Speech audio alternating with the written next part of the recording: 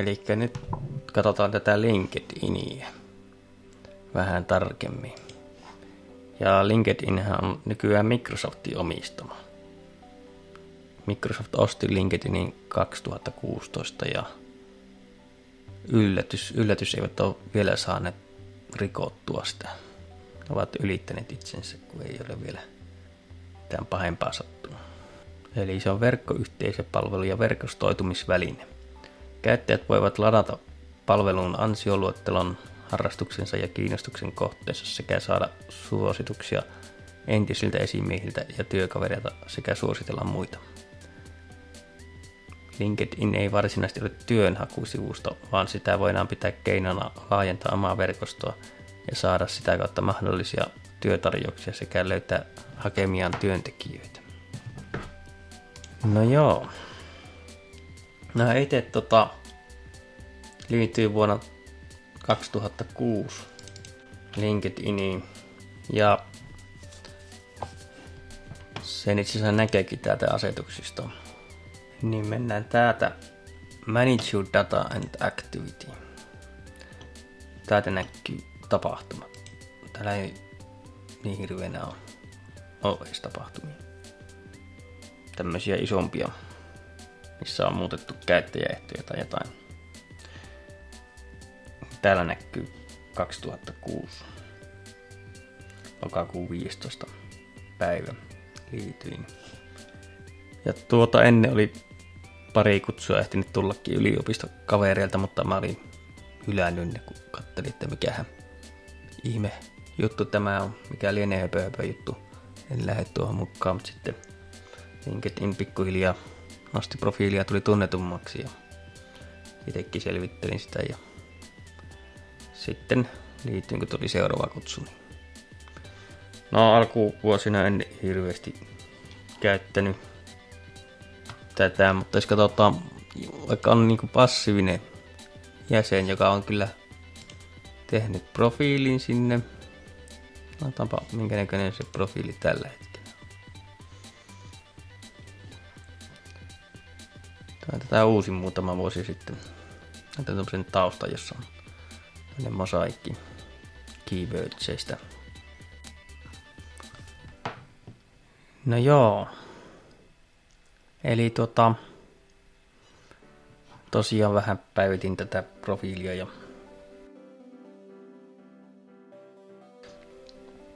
ihan teki oman näköisen, en noudattanut mitään neuvoja tai ohjeita. Meillä näkyy sellainen konsultti kertomassa työpaikalla, millä ne on hyvä LinkedIn-profiili, mutta en siitä hirveästi saanut irti.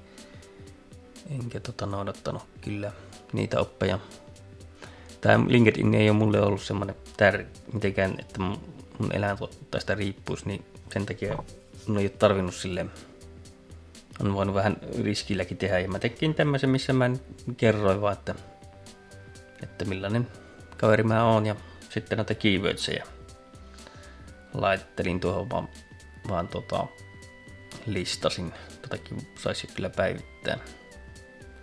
Muutenkaan en ole ollut mitenkään aktiivinen LinkedInissä. Joskus laitan kommentteja ja tykkäyksiä, mutta en ole sillä julkaisuja tehnyt. Mä oon tehnyt vaan muutaman julkaisun liittyen koronaan, koska tuo koronatilanne oli silloin semmoinen, että kaikki ei ottanut sitä ollenkaan niin vakavasti kuin mitä olisi pitänyt ottaa, niin siihen otin kantaa. Tätä löytyy Activity-sarakkeesta varmastikin. Pari artikkelia. Toisessa 6 tykkäystä. Toisessa 3. Liittyy juurikin tähän koronaan nämä jutut.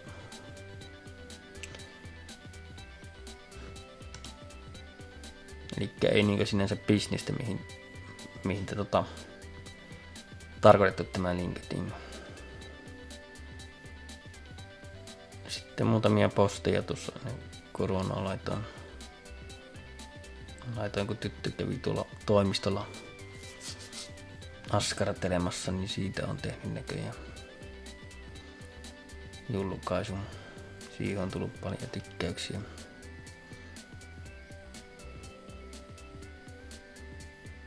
Ja sisukkainen perustamista, ei näin jostain syystä kuvaa.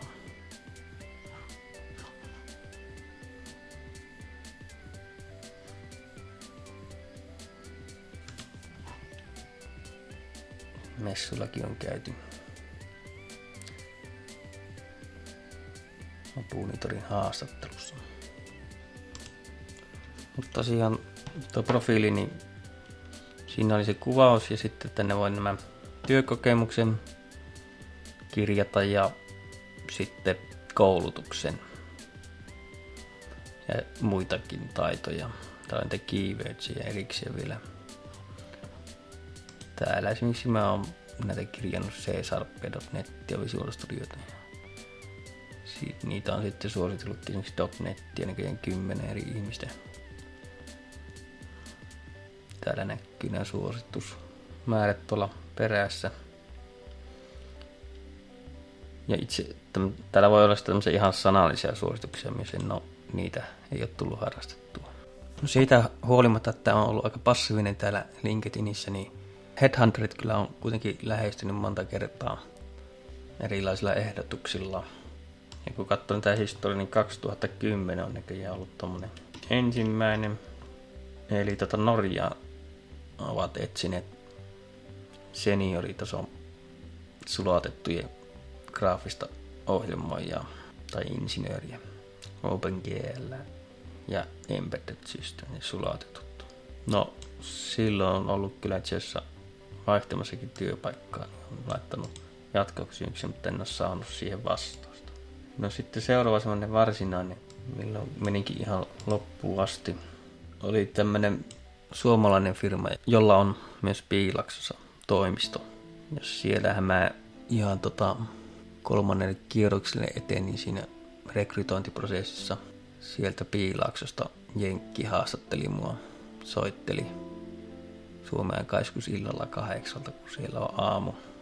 Se oli ihan varten otettava vaihtoehto, mutta siinäkin tuli vähän ongelmaksi se, että ei oikein ollut. Alusta käsin ei olisi voinut tehdä sitä työtä, että se vähän varauksella siihen suhtauduttiin. Ja katsotaan nyt kaikkia läpi, että en ole ollut aktiivinen työhakija. Vuodesta 2011 niin olen ollut palkkatöissä tyytyväisen nykyisellä työnantajalla. Mutta siitä huolimatta paljon tulee ehdotuksia. Niin jos katsotaan koronavuotta, vähän erikoisempaa vuotta. Miten korona on vaikuttanut IT-työläisten arkeen? No, on varmasti vaikuttanut. Etätyöt on kasvanut, mutta miten on vaikuttanut IT-työläisten rekrytointiin? No niin, jos katsotaan tammikuusta lähtien, silloin ei vielä nyt ollut korona. Siellä on näköjään Vincent niin lähestynyt mua. Mä ajattelen, se osaajaa tarvittaisiin. Ja kahvikuppasta ehdotetaan. Ja sitten kysytään muutaman päivän päästä uudestaan, kun ei ole mitään kuulunut.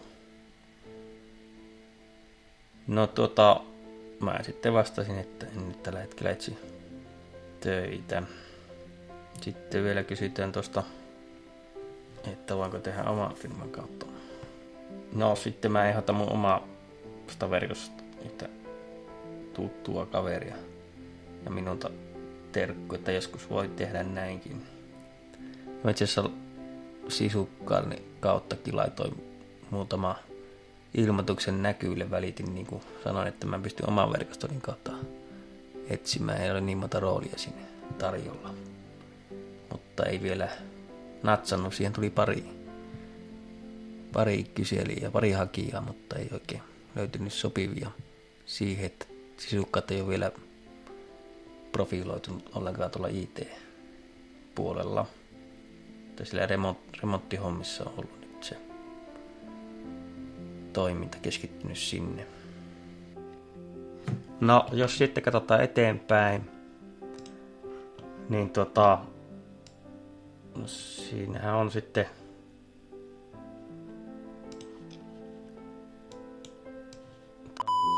ja aiemmin ja kyselit on 5,5 tonnin kuukausipalkalla back-end full stack osaajaa.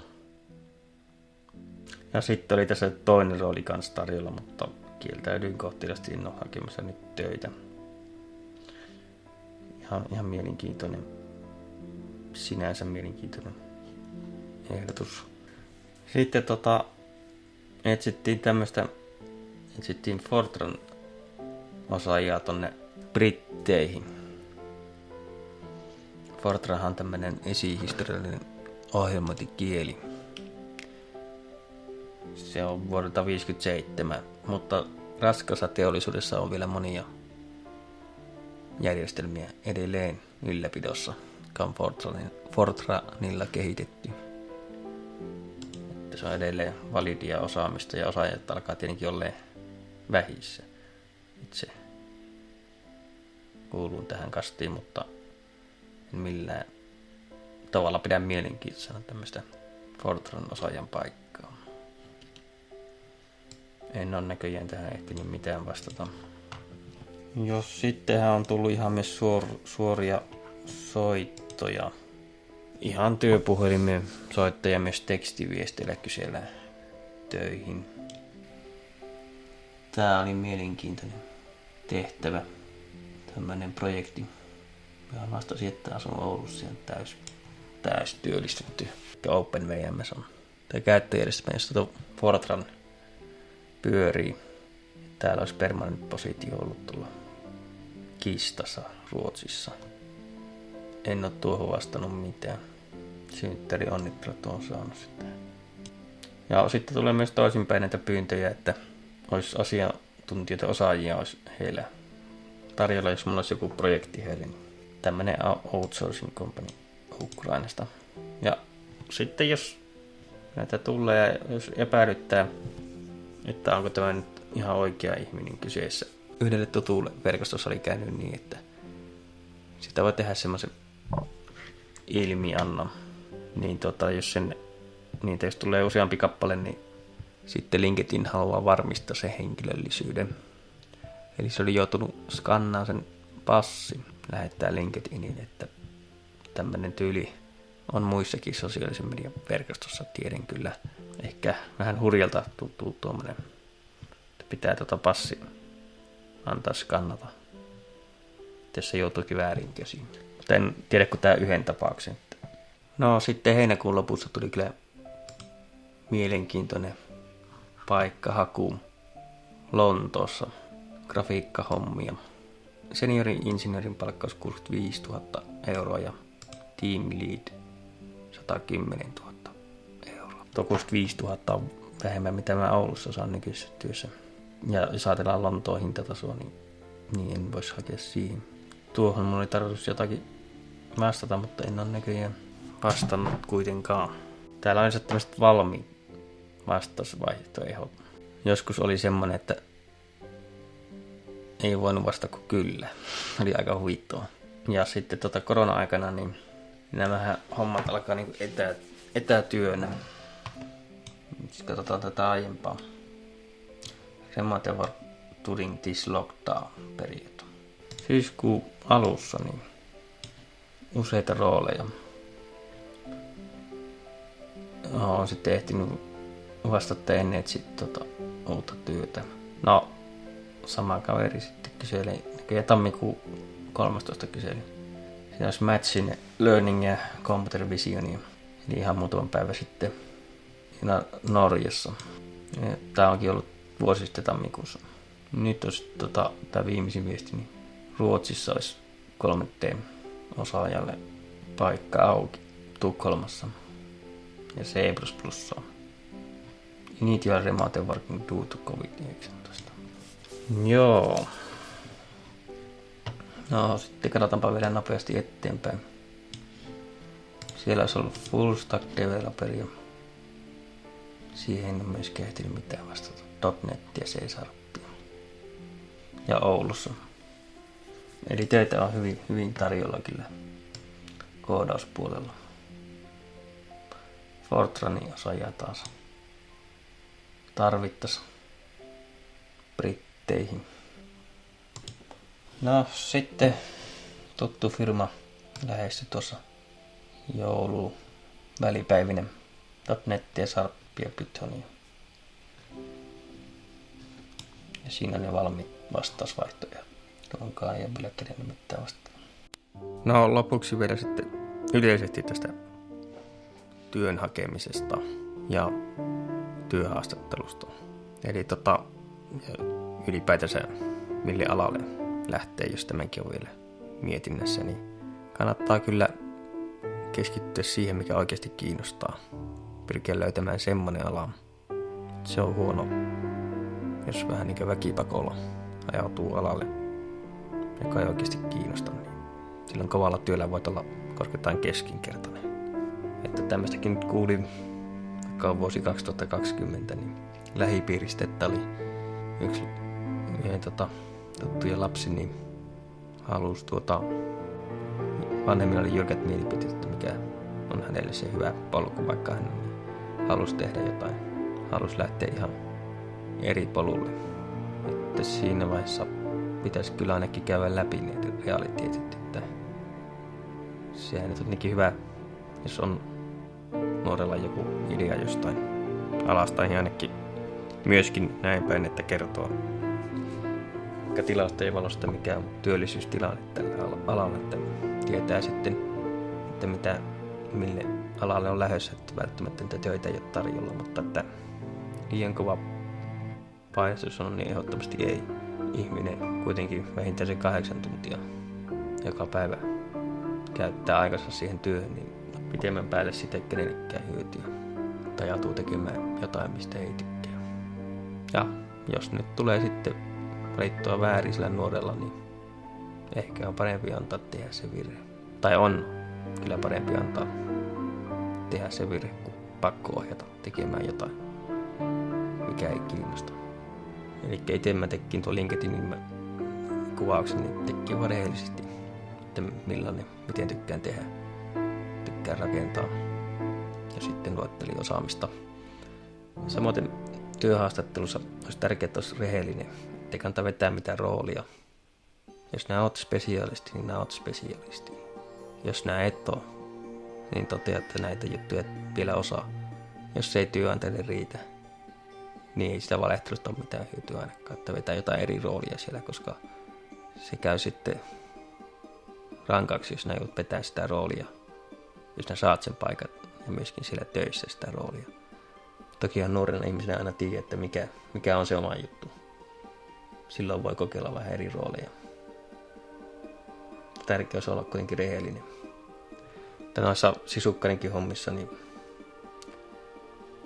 on jos on keikka, jolla on useampi tekijä tarjolla, niin ilman muuta mä valitsen semmoisen, johon mä luotan ja tiedän hänet rehelliseksi. Että jos kaveri vaikka sanoo, että tämmöinen keikka, että näitä asioita hallitsee, niin se on huomattavasti parempi kuin valehella, että hallitsee, koska siinä on sitten seuraukset voi olla todella kohtalokkaat. Rehellisyys maan perin. So if a cop stops us and starts sticking his big snout in the car, the subterfuge won't last. But at a glance, the car will appear to be normal. Jimmy, lead the way. Boys, get to work. Please would be nice. Come again? I said a please would be nice. Get it straight, Buster. I'm not here to say please. I'm here to tell you what to do. And if self-preservation is an instinct you possess, you better fucking do it and do it quick. I'm here to help. If my help's not appreciated, lots of luck, gentlemen. Ensi jaksossa käydään läpi sitten sisukkaiden työpalvelu. Sisurent.com. Vuokraappa ite. Sisukkaat.com. Täsmätyötä tekijöiltä teettäjille.